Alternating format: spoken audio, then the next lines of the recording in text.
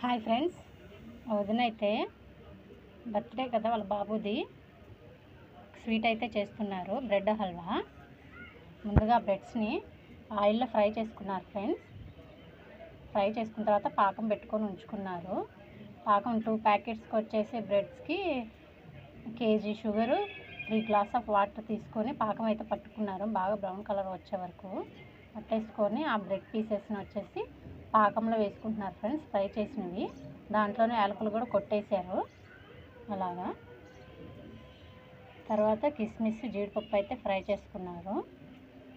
Fry చేసుకున్న తర్వాత ఆ పాకంలోనే వేసేసుకోవాలి. బ్రెడ్స్ కూడా వేసేసాం కదా, దాంట్లో వేసేసి జీడిపప్పు, కిస్మిస్, కోవా ప్యాకెట్స్ 3 ప్యాకెట్స్ చిన్నవి కోవా 3 కోవాస్ వేసి మిక్స్ చేస్తున్నారు. లాస్ట్లో అయితే పాలు పోసుకొని కలిపేసుకోవడం ఫ్రెండ్స్. బాయ్.